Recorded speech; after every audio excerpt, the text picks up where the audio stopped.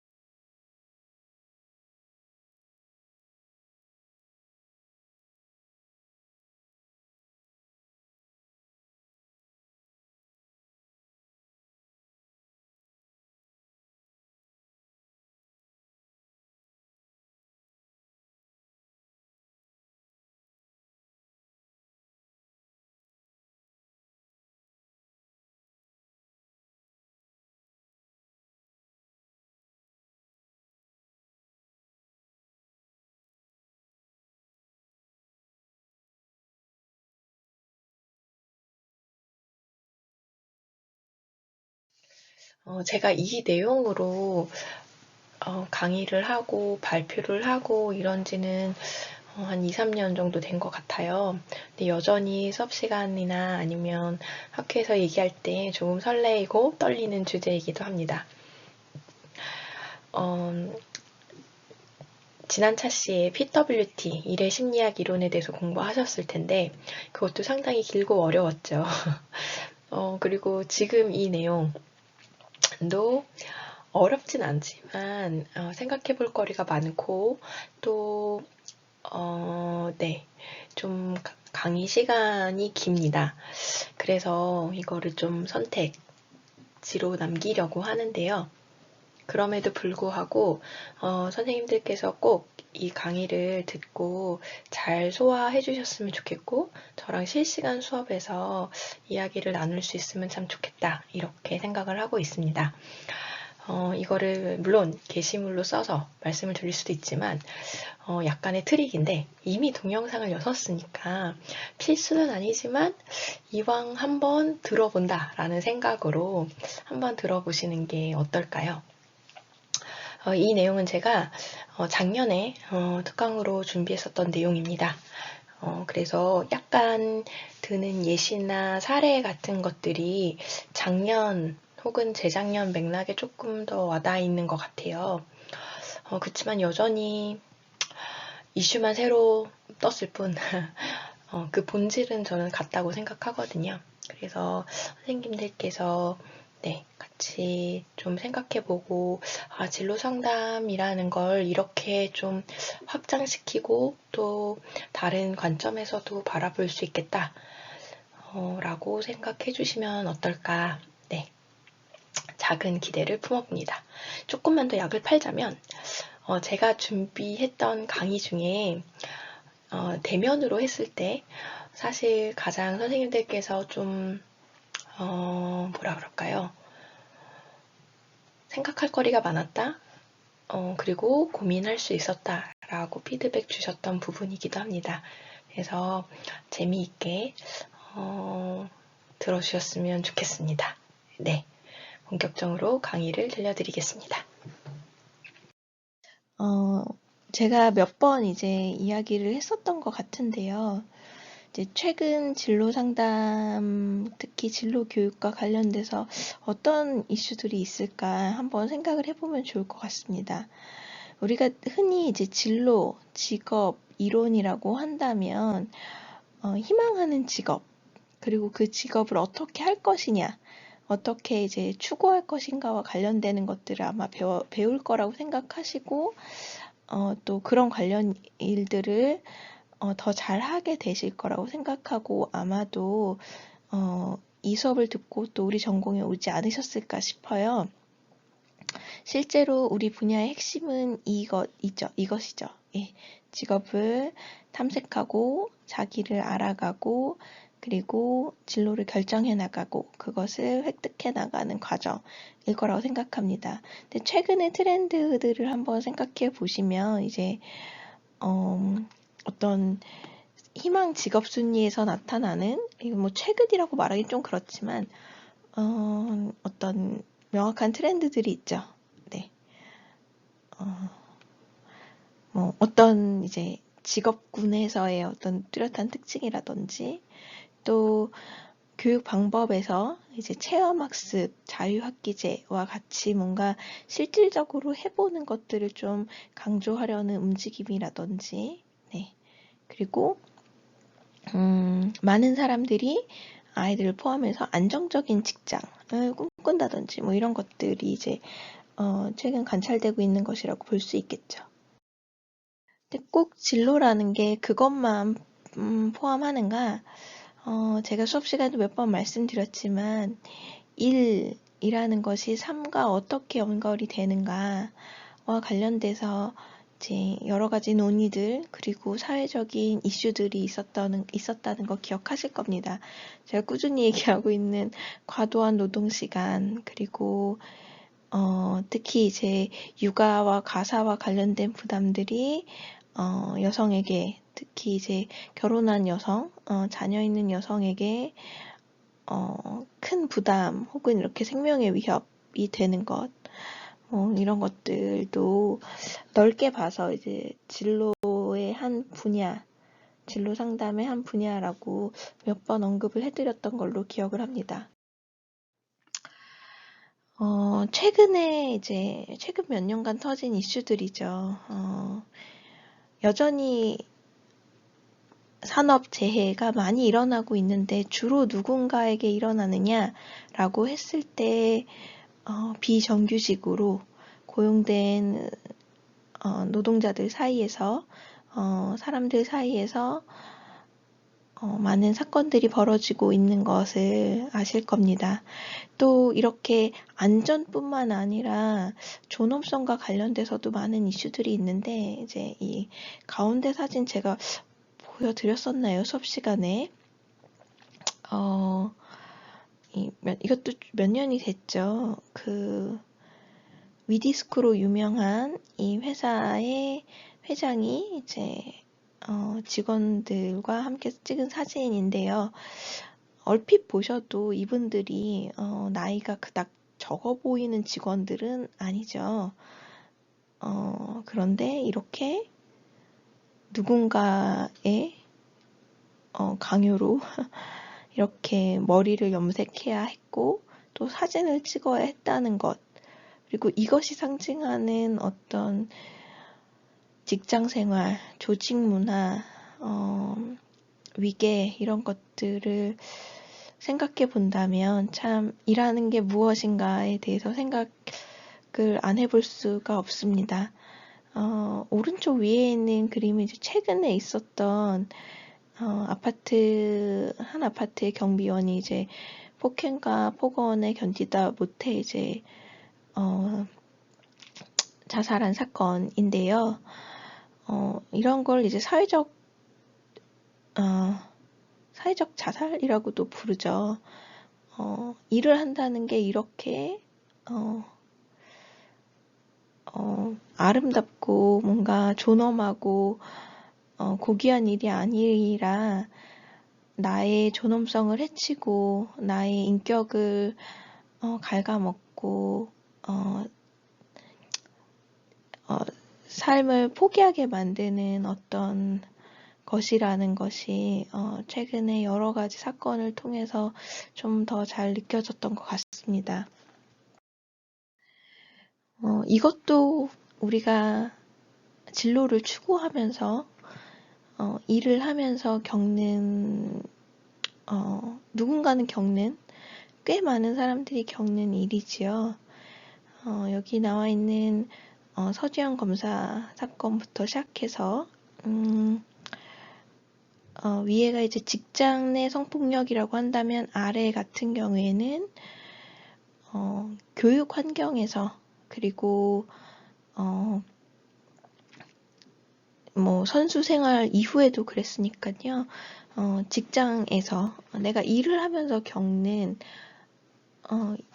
다양한 어떤 불합리한 그리고 일어나서는 안 될 여러 가지 사건들이 일어나고 있다는 것을 보실 수 있겠습니다. 단순히 무슨 남녀 혹은 성희롱, 성폭력 이런 사안이 아니라 직장 내에서 벌어지는 우리의 일 경험 중에 하나다. 혹은 진로를 추구하는 과정에서 벌어지는 일이다라는 거에 초점을 두고 본다면 여전히 우리가 진로 상담, 교육에서 다루어야 할 중요한 이슈가 아닌가 싶습니다. 제가 비슷한 슬라이드 지난번에도 한번 보여드렸을 거예요. 사회가 이제 변화하는 걸 넘어서 예측이 불가능하다라는 이야기들을 많이 하게 됩니다. 이렇게 위에 가운데 보면 이제 운이 좋고 발빠르게 이렇게 뭔가 일의 장면이 바뀌는 경우도 있죠. 이렇게 화상회의를 한다거나 아니면 재택근무를 한다거나 뭐 이런 것들이 있지만 결국엔 경제적으로 영향을 미치지 않을 수밖에 없고 또 기존의 약한 고리들을 드러내는데 이번 코로나 바이러스와 관련된 것들이 아주 많은 역할을 했던 것 같습니다.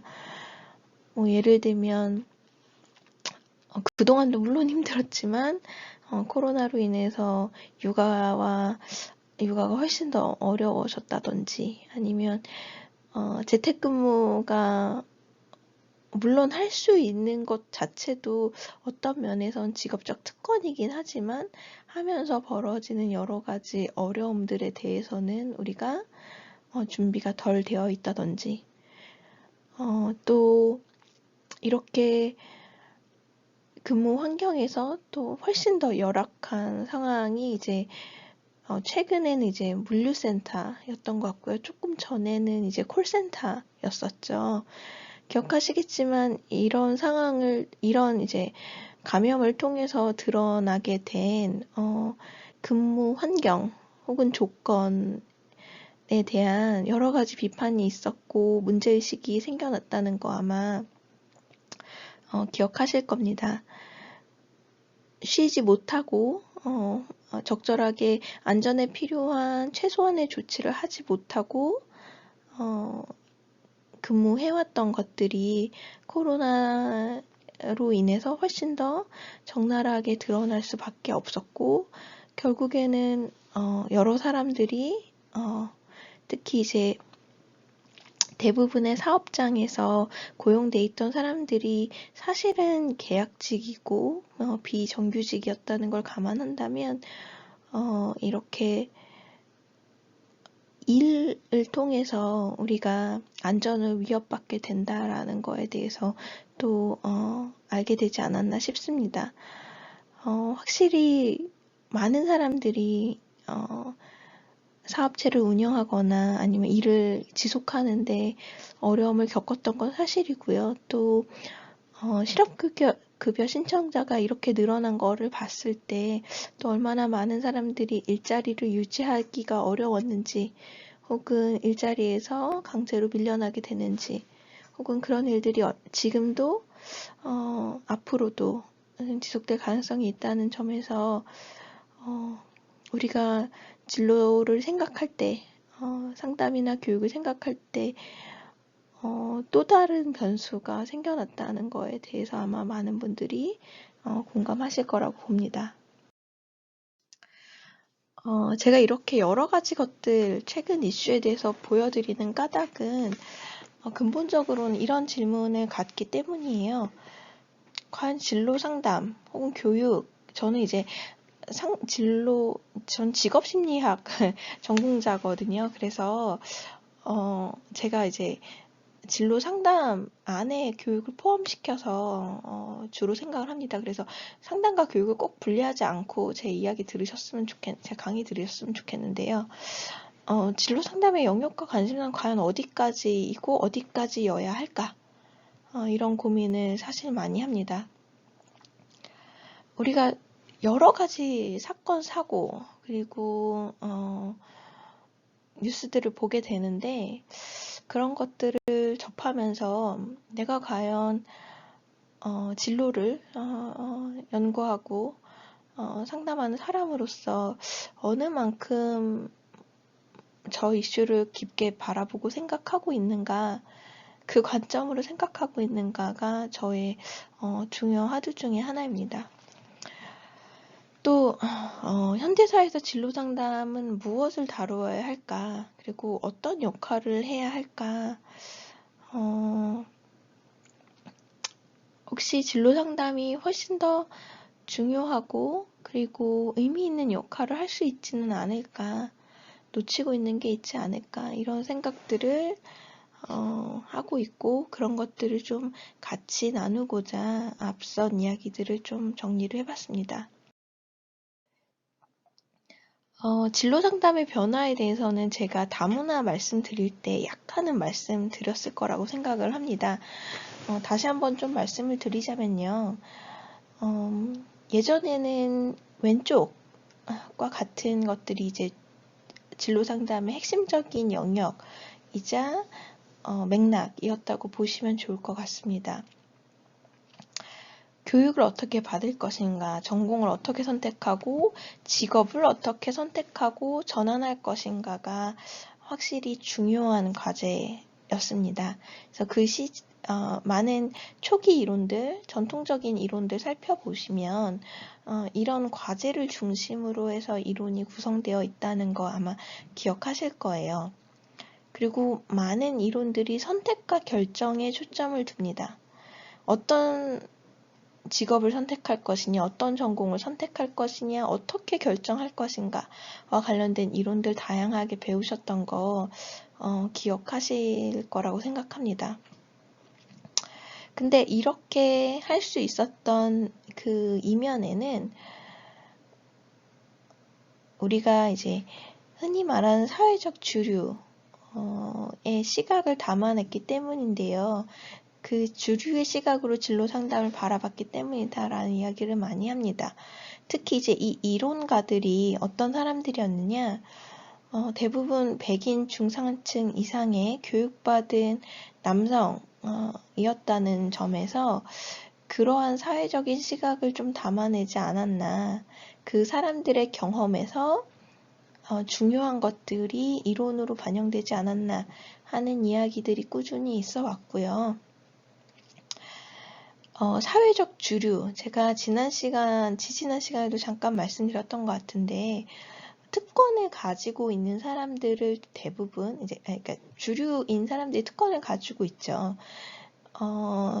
특권 중에 하나가 이런 거라고 말씀드렸던 것 같아요. 나의 경험이 정상적이고 사회에 기대되고 보편적이라고 기대할 수 있는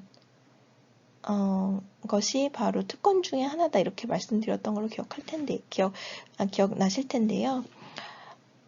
이 시기의 어떤 진로 상담 이론들은 자기의 이론이 문화적인 맥락, 환경적인 맥락을 넘나들면서 보편적으로 작용할 것이라고 믿었습니다.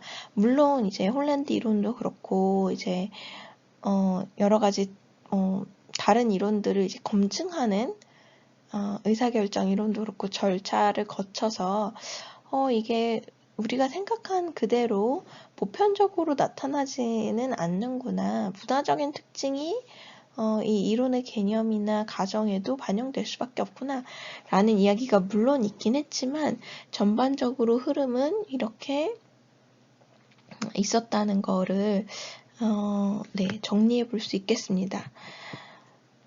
그렇다면 최근에는 물론 이 교육 전공 직업 중심이 아주 많이 달라졌다라고 보기도 어렵고요. 선택과 결정이 여전히 중요하기도 합니다. 그리고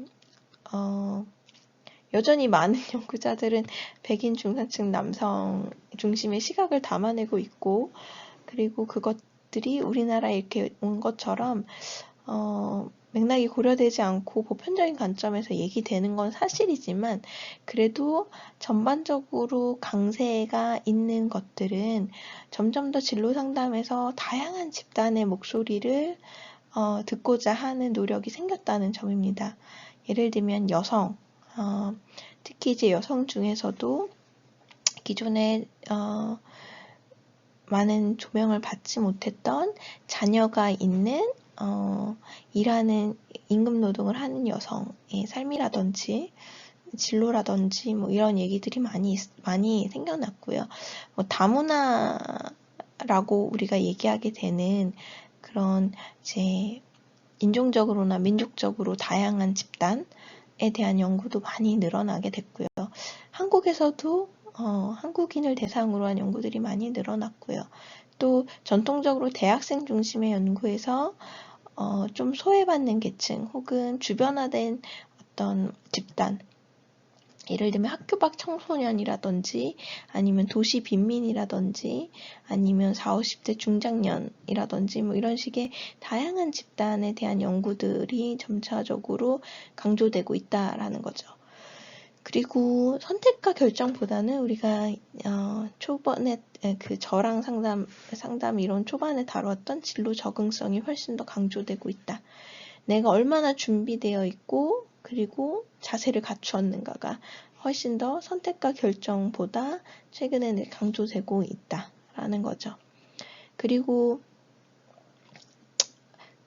제가 이거는 잠깐 말씀드리고 넘어갔었는데 다시 한번 말씀을 드리자면, 최근 진로 상담에서는 진로라는 용어만큼이나 일이라는 용어가 많이 씁니다. 커리어, 우리가 전통적으로 진로 상담의 정체성을 여전히 가지고 있지만요, 이 진로라는 단어가 가지고 있는 어떤 중산층 이상의 함의 같은 것들이 좀 있다라고 지난 시간에 말씀드렸는데 혹시 기억나시나요? 예를 들면 진로라는 건 뭔가 임금이나 지위나 직업에서의 지위나 어떤 내 능력이나 이런 것들이 점차적으로 증가한다는 관점에서 사용되는 단어라는 이제 비판이자 인식이 있었습니다. 물론 수퍼가 이야기했을 때 진로는 이 모든 것을 아우르는 개념이었지만, 그럼에도 불구하고 많은 사람들이 자기가 하는 일을 진로라고 생각하기보다는 그냥 직업 혹은 일로서 받아들이고 있다라는 데에 착안해서요, 진로 상담자들이 물론 정체성은 여전히, 그리고 우리가 개념적으로는 진로라는 걸 가지고 가지만 언어 사용에 있어서 보다 많은 사람들이 보편적으로 사용하는 일이라는 work라는 말을 사용해야 하는 것이 아니겠냐라는 이제 논의들이 점차 쌓이게 됐고요. 최근에는 우리 다뤘던 일의 심리학 이론처럼, 그렇죠? 일을 보다 중심으로 놓는 이론들이 조금씩 늘어나고 있습니다. 그리고 일을 전체적인 맥락에서 보려고 하는 움직임들도 조금씩 생겨나고 있죠. 일, 가정, 양립 이런 얘기들이 이제 많이 있었는데요. 혹은 일, 가정, 갈등, 일, 가정, 뭐라 그러지? 제가 이 번역어가 또 생각이 안 나는데, 갈등뿐만 아니라 일, 가정을 같이 하면서 얻는 어떤 장점 같은 걸 얘기하는 엔리치먼트 이런 것들이 있어요. 그러면서 이제 일을 어떤 우리 삶과 떨어뜨려서 아주 고귀하고 중요하고 뭐 가치 있는 것으로만 생각하는 것이 아니라 삶 속에서 한 부분으로서 다른 영역들, 여가나 어떤 나의 지향하는 바와 조화를 이루어야 되는 어떤 요소로서 인식하는 움직임들이 생기고 있다. 이렇게 좀 그런 분위기가 형성되고 있었다라는 식으로 이해를 하시면 좋겠습니다. 이거와 마찬가지로요. 이제 큰 줄기에서 상담이 어떻게 변화하고 있는가 또 지지난 시간에 저희가 잠깐 얘기했었던 것 같습니다. 상담이라는 것도 보편적으로 우리가 상담자 내담자 관계는 이렇게 하면 돼 라는 어떤 보편적 개입 중심에서요. 우리가 얘기했었던 다문화 상담, 다양한 집단이 있고 그 집단은 각자의 고유한 문화와 가치와 어떤 지향점을 갖고 우리는 그런 각자의 어떤 다양한 문화를 가지고서 상담에 임하게 된다라는 입장이죠. 그쵸? 그래서 다문화 상담이 얘기가 되어 있고요. 그다음에 최근에 들어서 더 많이 얘기되는 부분은 이제 사회 정의 및 옹호 상담입니다. 간단하게 말씀을 드리자면 다문화 상담부터 시작된 어떤 사회 맥락에 대한 고려, 그리고 그 맥락이라 했을 때 정치, 제도, 사회, 문화 이런 것들이 우리 삶에 미치는 영향이 아주 크다는 거죠.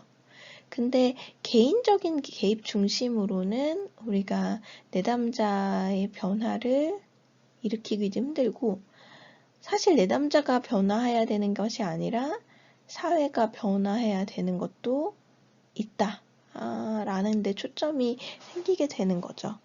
그래서 상담자가 내담자를 위해서 사회 정의를 요구하고 내담자를 적극적으로 옹호하는 사회적으로 옹호하는 그런 입장에 취해야 된다라고 하는 사회정의 및 옹호 상담이 최근 상담학 전반적으로 일어나고 있는 어떤 변화의 핵심 이제 주제이자 어떤 지향점이라고 볼 수 있겠습니다. 그래서 이 사회정의, 사회옹호 상담이 이제 대두되고 나서 여러 가지로 조금 상담에 대한 입장 그리고 내담자가 겪는 어려움에 대한 입장이 좀 변화하게 되는데요.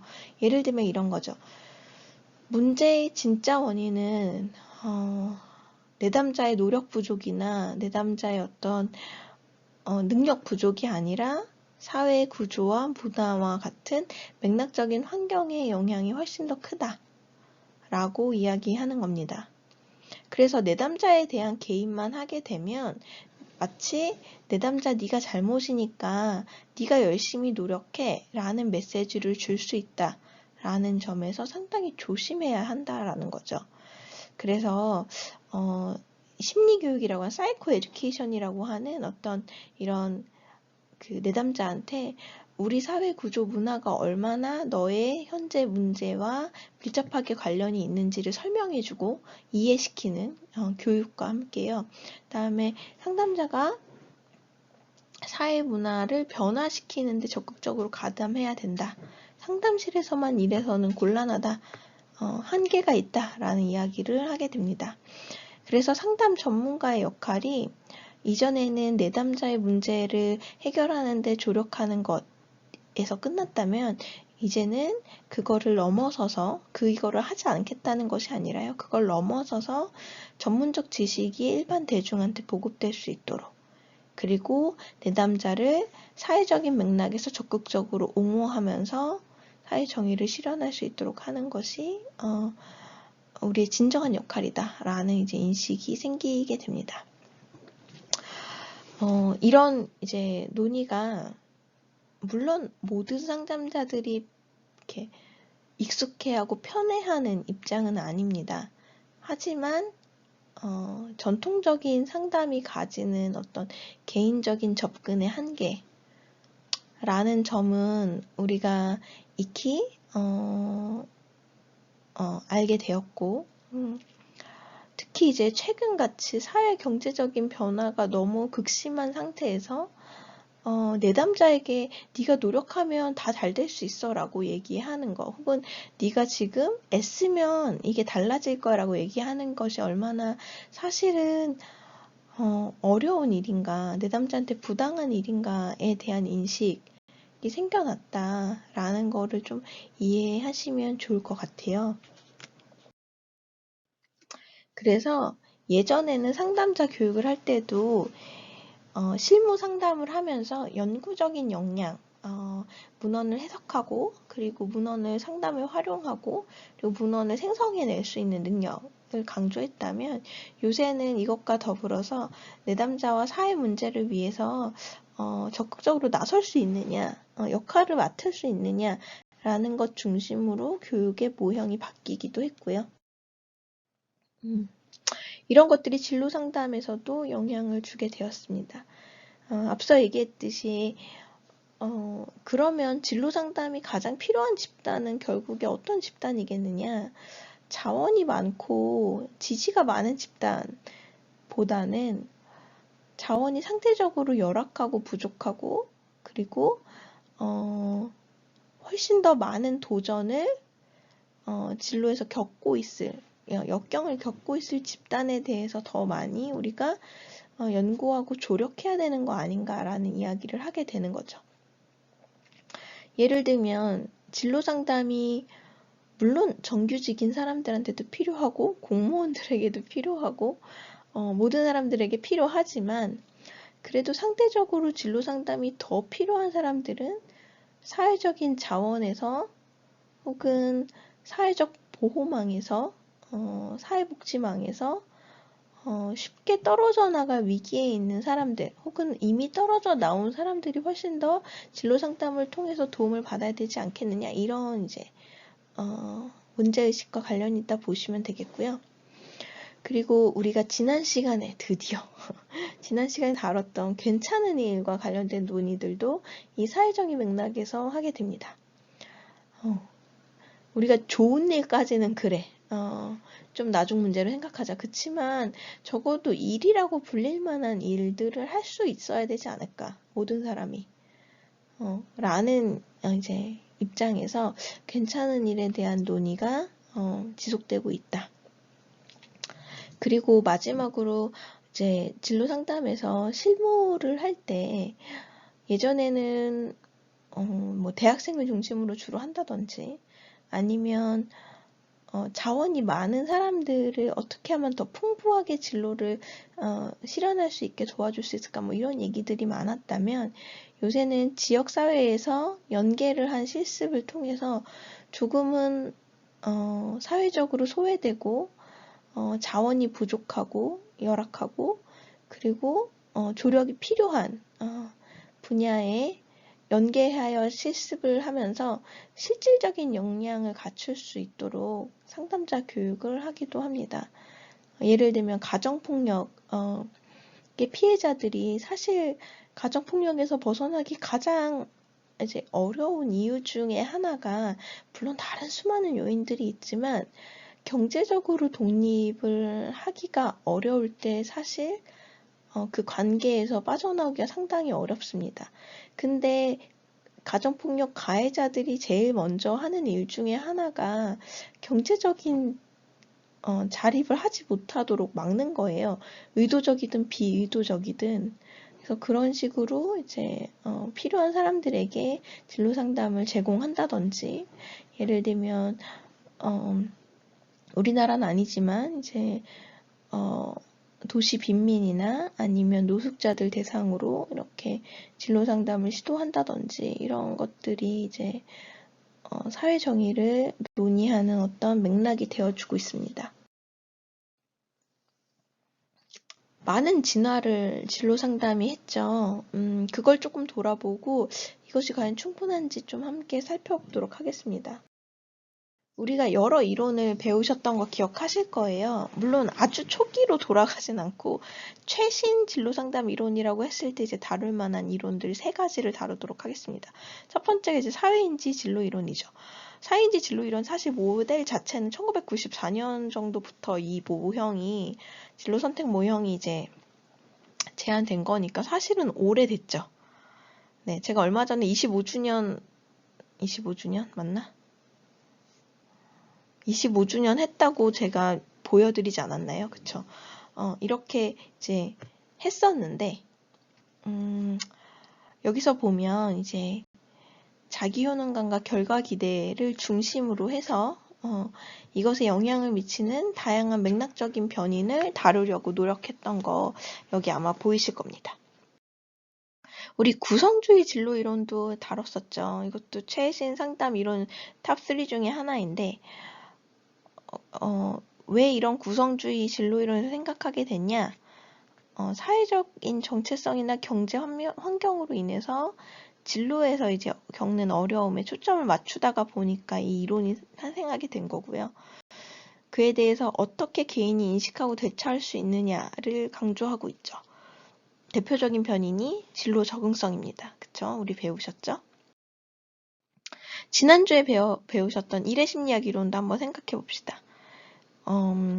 우리가 일 자유의지라고 불리는 워크 볼리션, 내가 일에서 얼마나 선택의 자유를 가지고 있느냐, 와 가지는 이제 개념이고, 그 다음에 여기 나오는 진로 적응성에 제가 동그라미 표시를 해두었습니다. 이런 변인들이 뭐에 영향을 받느냐? 보시면 경제적인 제약 그리고 사회적인 소외에 영향을 받는다라고 하면서 이걸 보다 더 전면적인 요인으로 내세웠다라고 지난 시간 소개를 시켜드렸죠. 그리고 이런 변인들이 결국에는 괜찮은 일을 할 수 있는 어떤 접근, 괜찮은 일에 대한 접근 혹은 획득에 영향을 준다라는 게 이제 이 일의 심리학 이론의 모형이었다는 거 기억하실 겁니다. 공통점은 무엇이냐? 앞서 보신 것과 같이 제가 노란색, 황금색, 브라운 계열의 그 동그라미로 표시해놨던 거는 다 내가 개인적으로 무엇에 힘쓸 것인가와 관련된 변인들이었어요. 기억을 더듬어서 가신다면 사회인지 진로 이론에서는 뭐였나요? 자기 효능감과 결과 기대였죠. 그쵸? 구성주의 이론에서는 진로 적응성이었고요. 다음에 PWT, 일의 심리학 이론에서는 일 자유의지 수준과 그 다음에 진로 적응성이었습니다. 그리고 각각의 최신 이론은 무엇을 또 고려하고 있었나요? 맥락에 대해서 고려를 했었죠. 사회인지 진로 이론은 이제 개인적인 배경 변인 그리고 사회 경제적인 맥락 이렇게 해서 나눠져 있었던 거 기억하실 거고요. 그다음에 진로 구성주의는 개인이 가지는 어려움과 위기, 상황에 대한 고려가 있었던 거 기억하실 거고요. 마지막으로 PWT에서는 경제적 제약과 사회적 소외 있었던 거 기억하시죠? 빨간색으로 다 표시해 놓았었는데 그렇다면 이렇게 무언가를 할 때 결국에는 개인이 어떻게 인식하고 이 상황을 어떻게 인식하고 어떻게 대처할 것인가 아까 있었던 결과 기대, 자기 효능감, 진로 적응성, 그 다음에 일 자유의지 다 이런 변인들인데 이런 변인들을 강조하는 이론만으로 과연 우리 지금 현대 사회의 일과 진로를 이해할 수 있고 또 내담자를 효과적으로 도울 수 있을까요? 물론 그렇기 때문에 선생님들께 이 이론들을 이제 안내하는 거기도 합니다. 하지만 우리가 정말 내가 어떻게 대처하고 인식하는 것만이 문제인가 라는 걸 한번 생각해 볼 필요가 있을 것 같아요. 제가 아까 이거 보여드렸죠. 왜 학생들이 이러한 직업 순위를 희망하는가, 이러한 희망 직업의 순위가 나오게 됐는가 라고 한다면 이거는 적성이나 결과 기대, 흥미 뭐 이런 거랑 조금 관련이 적고 일단 우리 사회의 직업적인 안정성이 흔들리기 때문에 상대적으로 직업의 안정성을 가질 수 있는 직업들을 원하게 되는 거죠. 예를 들면 교사라든지 혹은 언제든지 자격증만 가지면 할 수 있는 의사나 간호사라든지 네, 뭐 이런 직업들이 되겠죠. 그리고 상대적으로 소득 수준이 다들 어려워지면서 소수의 고소득자가 존재하게 됩니다. 예를 들면 유튜버라든지 운동선수라든지 이런 사람들이 엄청나게 많은 돈을 번다. 그럼 직업의 안정성은 좀 없지만 그래도 이렇게 돈을 많이 벌면 좋겠다라는 어떤 욕망이 반영된 거죠.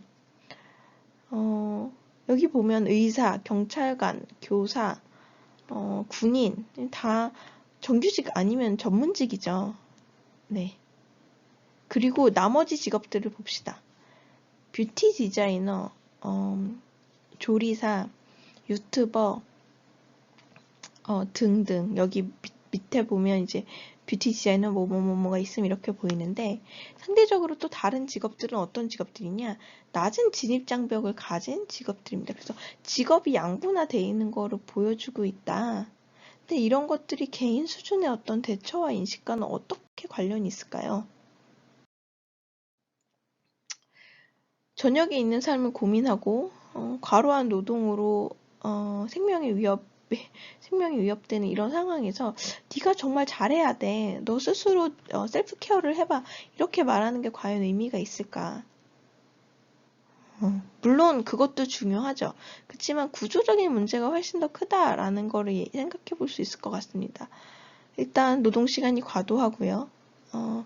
이런 다양한 삶의 문제에 있어서 한국은 개인 수준의 대처를 상대적으로 강조하게 됩니다. 내가 애를 볼 수 없으면 누가 보나요? 우리 엄마가 보거나, 우리 시부모님이 보거나, 아니면 뭐라도 해서 이거를 내가 개인적으로 해결을 해야 하는 구조죠. 누가 내 대신 그런 것들을 고민하거나 대신 해주지 않죠. 공공재가 부족합니다. 네. 내가 이것을 사회적으로 의지하기가 어려운 사람이라면 직장을 유지하기가 참 힘들어지죠. 혹은 자녀 교육을, 혹은 자녀 양육을 거의 포기해야 되다시피 하죠. 네. 그리고 이렇게 되는 이유 중에 또 하나로는 이제 성차가 생기게 되는데, 그 성차가 생기는 큰 이유 중에 하나는 가부장적인 문화가 있죠. 여전히 육아, 가사는 여성이 훨씬 더 많은 거를 해야 한다는 그런 기대. 그런데 그런 기대를 또 내면화한 여성들의 과도한 어떤 비임금 노동, 육아나 가사에 대한 어떤 헌신, 이런 것들이 이제 가부장적 문화의 영향이라고 볼 수 있죠. 개인적인 대처만으로 해결이 과연 가능한 것인가 생각해 볼 수 있죠.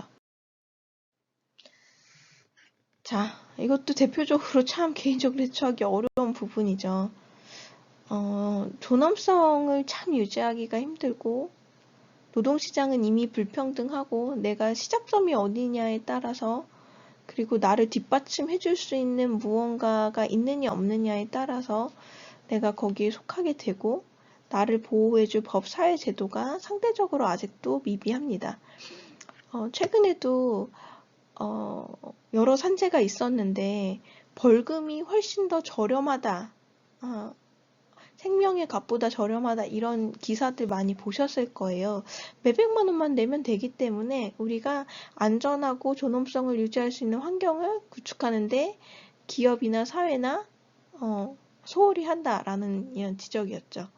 그리고 이런 것들이 계속 반복되는 배경에는 계층에 따라서 네가 흑수저면 혹은 네가 능력이 부족하면 차별받는 게 당연하다라고 생각하는 어떤 대다수의 인식이 있다라는 것도 부인하기가 어렵죠.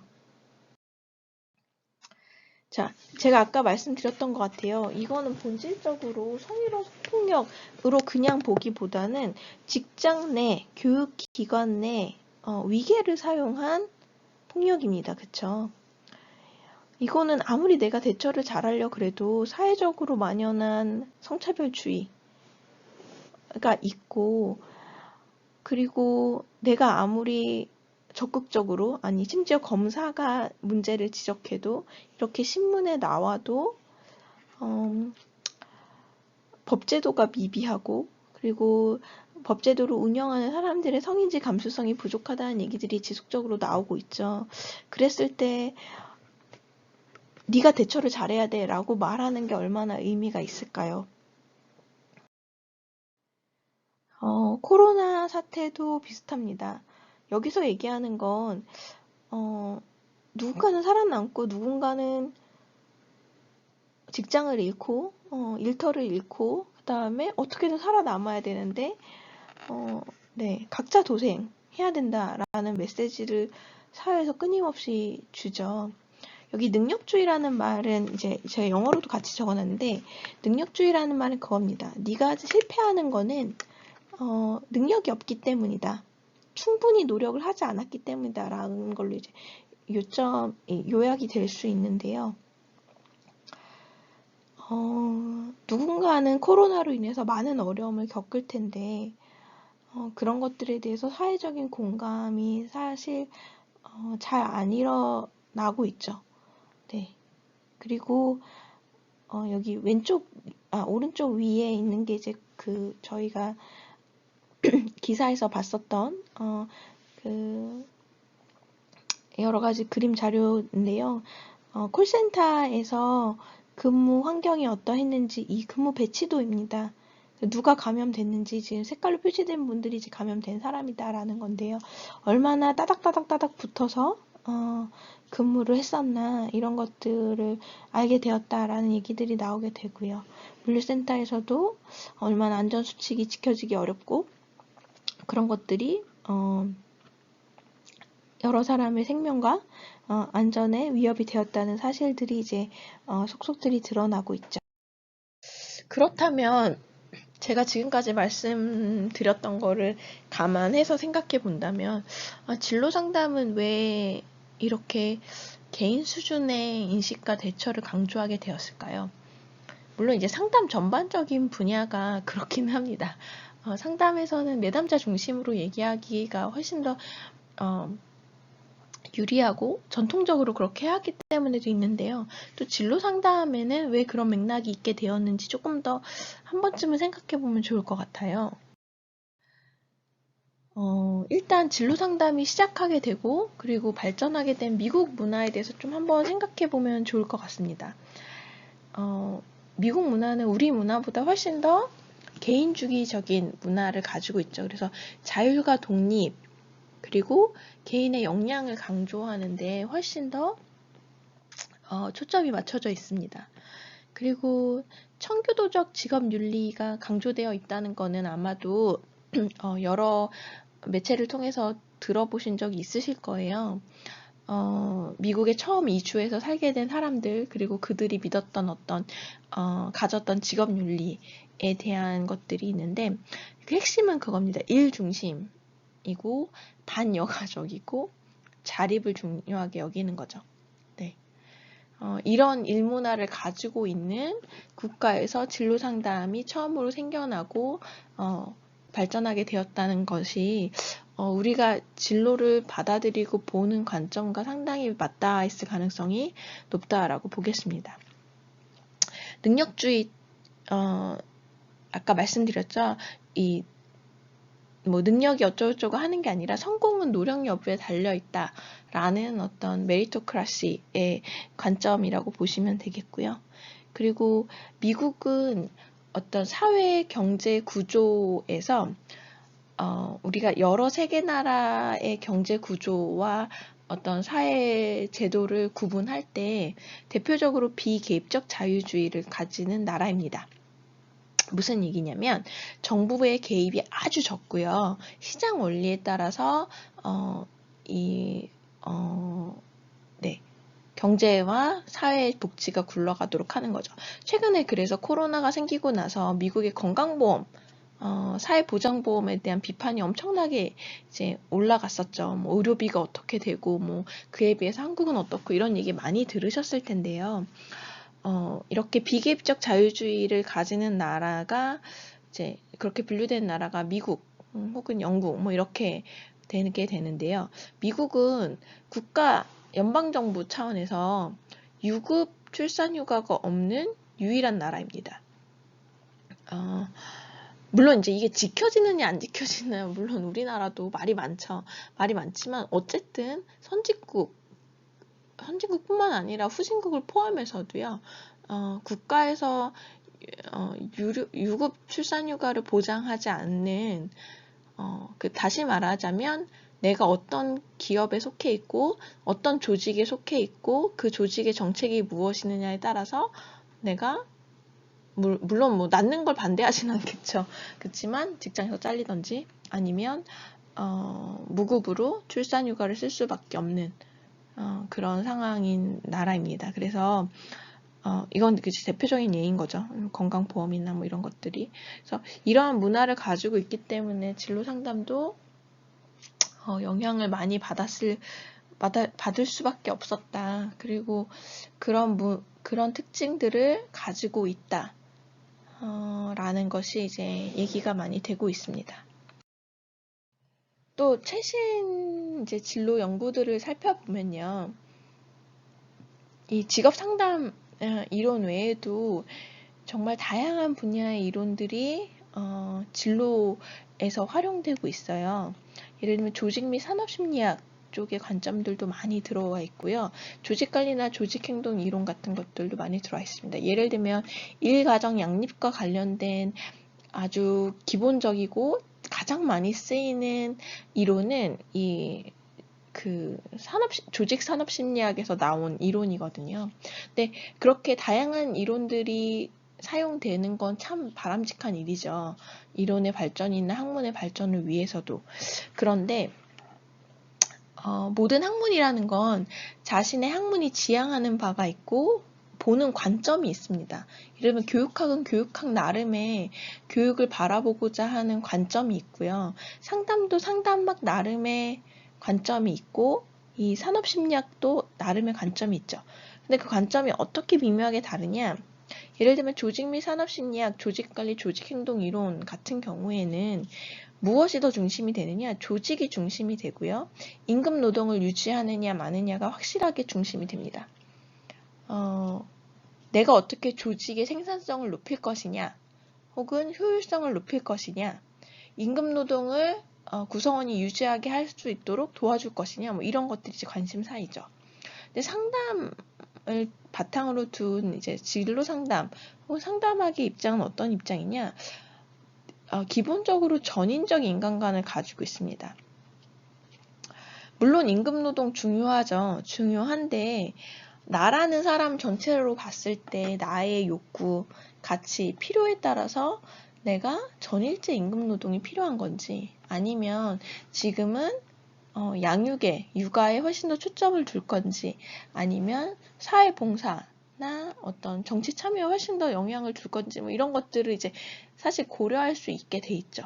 예를 들면 슈퍼의 이론 보시면 생애진로 무지개를 보신다고 생각해 보세요. 다양한 역할들이 있고 그 역할의 중요성이 물론 생애의 어떤 특정 주기에 훨씬 더 강조되는 경향도 보이지만 기본적으로 그런 선택이 개인의 가치, 욕구, 필요와 관련되어 있다는 걸 부정하기 어렵죠.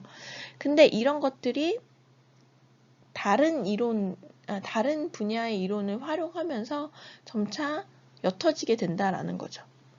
사람을 중심으로 보게 되는 것이 아니라 일을 중심으로 보게 되고 조직을 중심으로 보게 되고 임금 노동을 유지하는 것 중심으로 보게 되니까 혼란이 생길 수밖에 없고 개인 수준의 어떤 대처에 초점이 훨씬 더 많이 갈 수밖에 없게 되는 거죠. 그래서 이런 생각들을 한다면 진로 상담이 어떻게 나아가야 할까? 어떤 방향으로 앞으로 논의가 지속되어야 할까? 이런 것 좀 생각해 볼 수 있을 것 같습니다. 몇 가지를 말씀드릴 텐데요. 제가 생각하는 입장을 좀 말씀드릴 거예요. 그리고 선생님들께서 생각하시는 것들도 나중에 덧붙여 주시면 좋을 것 같다는 생각이 듭니다. 전인적 관점의 진로 상담이 저는 여전히 핵심이 되어야 한다라고 생각을 합니다. 이 진로 상담은 전통적으로 개인의 어떤 성장, 발달을 아주 강조해 왔던 고유한 정체성을 가지고 있습니다. 그것들에 대해서 우리가 늘 잊지 말고 핵심을 좀 잡아야 할 것 같은데요. 물론 중요하죠. 진로 중요합니다. 근데 전체 삶에서 내가 지향하는 가치에서 이 일의 자리, 그리고 일의 모습은 어떠해야 하는가라는 게 우리에게 조금 더 필요하지 않은가 싶습니다. 그리고 이렇게 전인적인 관점으로 봤을 때 일은 우리가 임금을 받고 생계를 유지하는 임금 노동뿐만 아니라 생계를 훨씬 더 풍요롭게 고통스럽게 하고 또 생계에 필수적인 가사, 육아, 돌봄 같은 비임금 노동도 반드시 포함된다라는 것을 전제로 해야 할 것 같습니다. 그래서 진로라고 했을 때 우리가 직업이나 교육계 탐색 이상을 좀 이야기했으면 좋겠어요.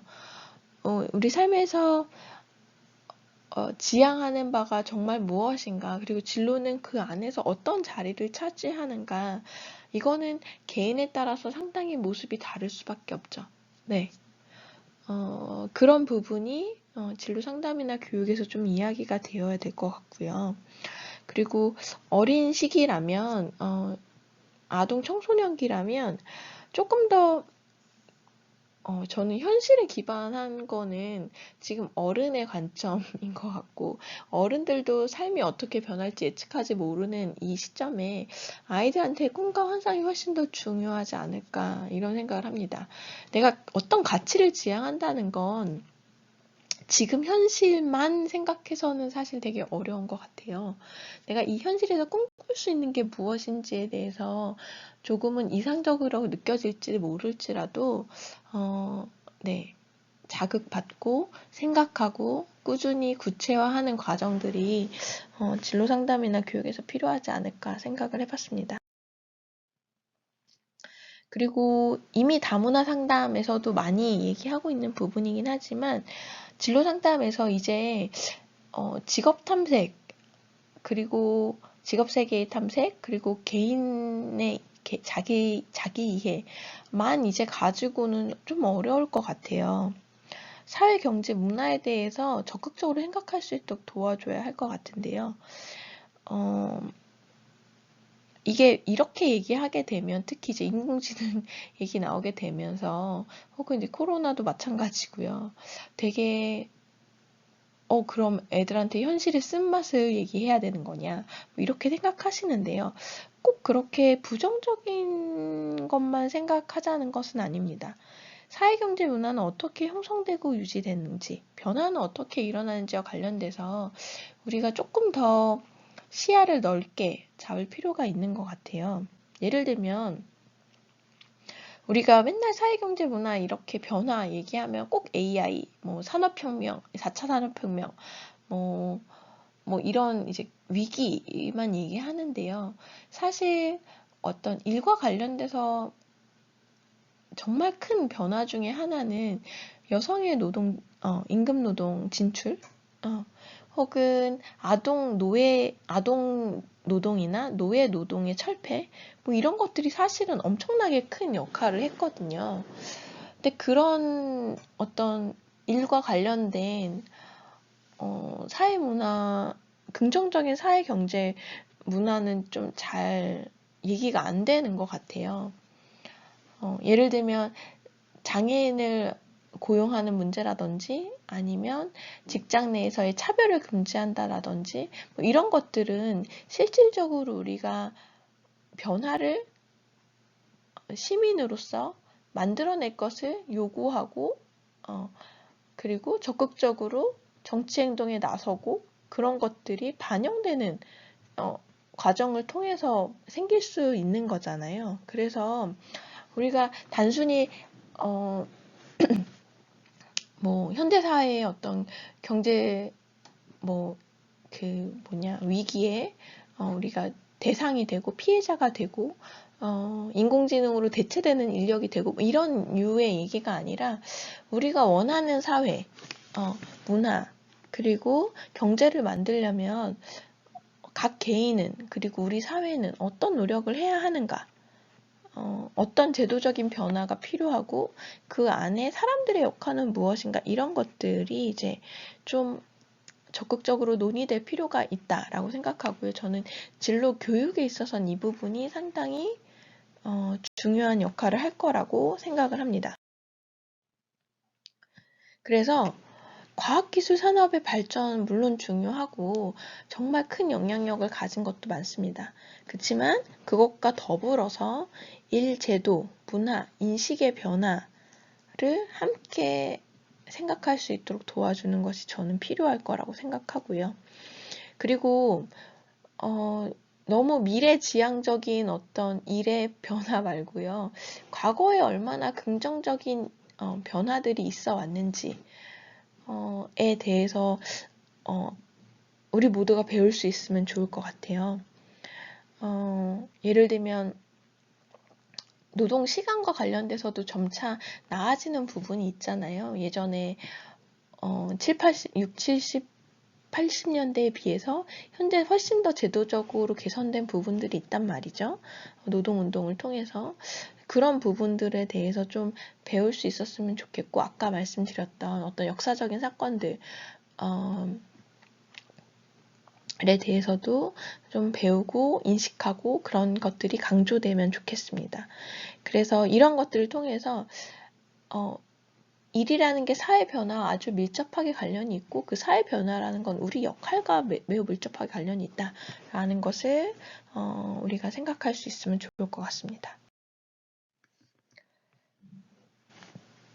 그리고 내담자의 필요가 무엇인지에 따라서 우리가 그 내담자의 맥락, 환경을 고려해서 개인화된 접근이 필요할 거라고 보이고요. 이 대인관계 혹은 가족관계 그리고 사회적인 맥락이 영향을 미치는 부분을 좀 나눠서 살펴서 좀 부족하거나 제한된 부분에 대해서 상담자는 조력하고 내담자는 비판적인 의식, 우리 지난 시간에 배우셨던 비판적인 의식을 좀 갖고 대할 수 있으면 접근할 수 있으면 좋겠다, 이런 생각을 합니다. 또 한 가지 좀 강조하고 싶은 부분은요, 공동체적인 관점과 시민의식을 강조하는 건데요. 앞서 살펴봤듯이 우리가 참 일을 선택하는 것도 중요하지만 어떻게 일을 하느냐도 상당히 중요한데, 그 어떻게 일하느냐와 관련돼서 얼마나 관계가 중요한지, 나와 같이 일하는 사람들이 중요한지에 대해서 아마 일을 직장생활이나 사회생활을 하신 분들이라면 혹은 알바라도 해본 사람이라면 누구나 뼈저리게 느끼실 거예요. 그쵸. 그래서 우리가 긍정적으로 일을 하고 살려면, 경험을 하고 살려면 사회적인 환경도 물론 중요하고요. 그리고 타인도 참 중요합니다. 같이 일하는 사람들 참 중요하죠. 그 같이 일하는 사람은 내 직장 동료이기도 하지만 상사일 수도 있고요. 선생님들의 내담자, 저의 학생, 선생님들의 학생일 수도 있죠. 혹은 학부모, 이런 모든 사람들이 우리의 일경험을 구성하는데 지대한 역할을 하고 있습니다. 그래서 우리 각자가 상대방의 일에 대해서 상당히 큰 영향력을 가지고 있다라는 의식이 좀 있어야 하는 것 같아요. 그런 좀 내용이 진로 상담이나 교육에 좀 들어갔으면 좋겠습니다. 사회 구성원 다수에게 만족스러운 진로 발달을 할 수 있으면 얼마나 좋을까요? 소수만 성공하고 소수만 좋은 환경에서 일을 하고 좋은 사람들과 일을 하는 것이 아니라 우리 모두가 그냥 사회에서 살기만 하면 어느 정도는 괜찮은 일 경험을 하고 괜찮은 진로 발달을 하고 안전하게 진로를 탐색하고 결정할 수 있으면 얼마나 좋을까요?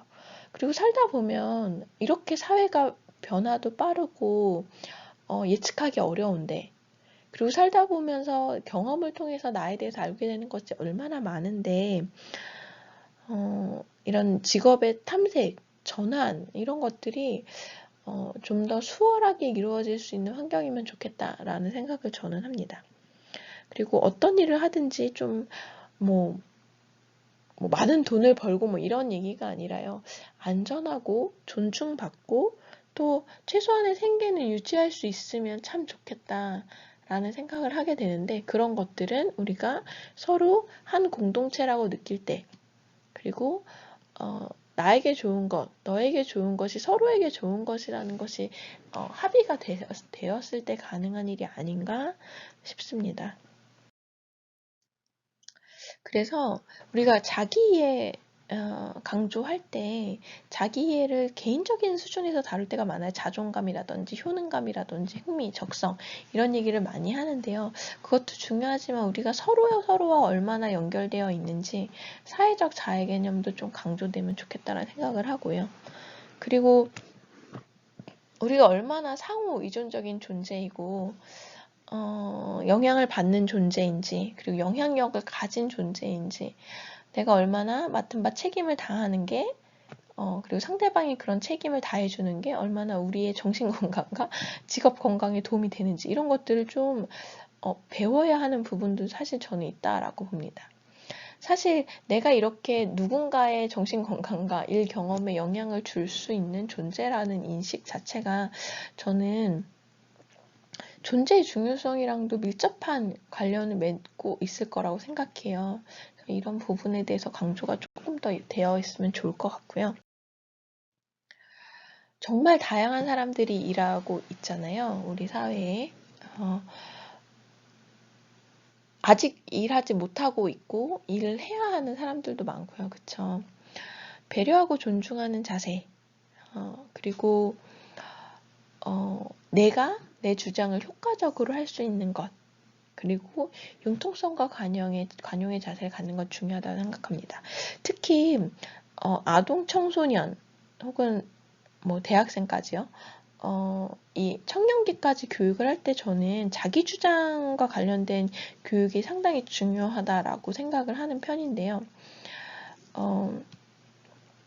모든 사람들은 주니어 그 직장에 신입으로서 들어가게 됩니다. 그쵸?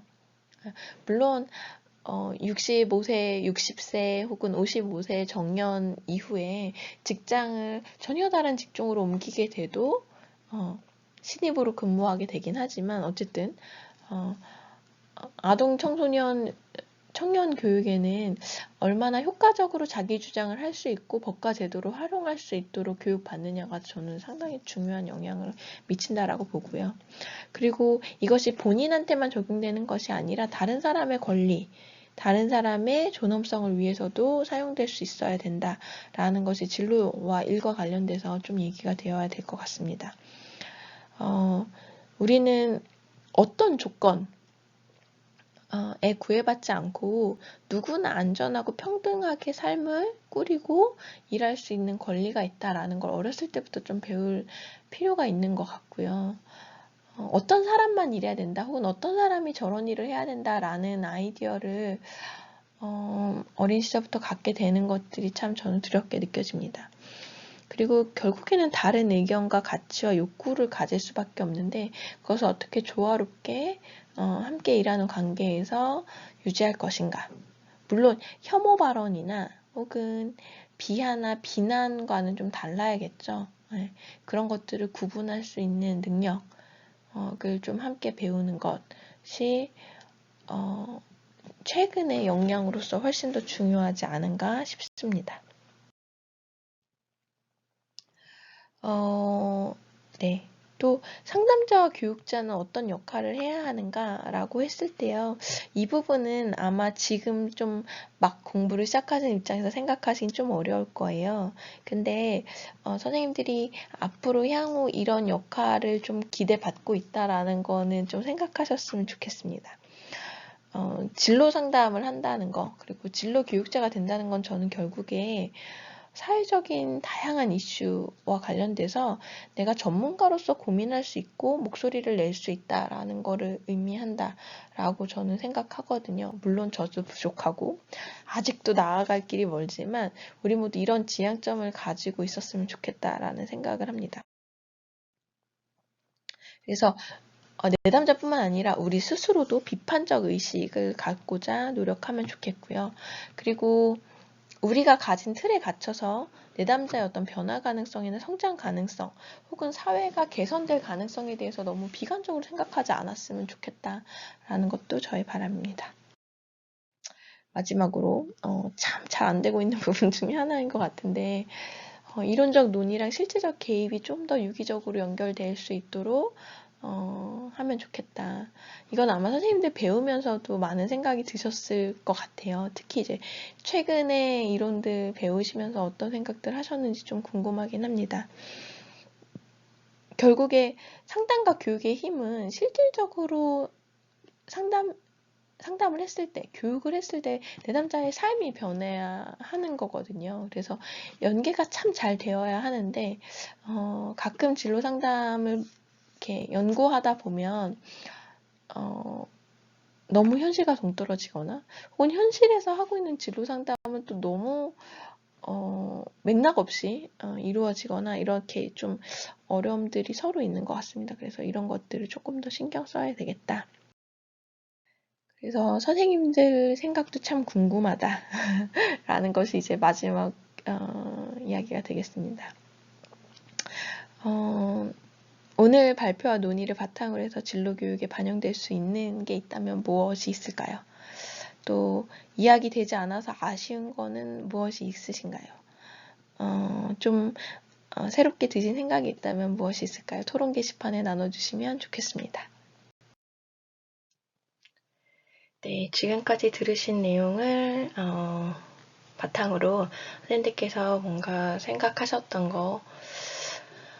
거를 패들렛 링크에 나눠주시면 같이 수업 시간에 실시간으로 이야기하는데 도움이 될 것 같습니다. 긴 내용의 강의 함께 들어주셔서 감사합니다.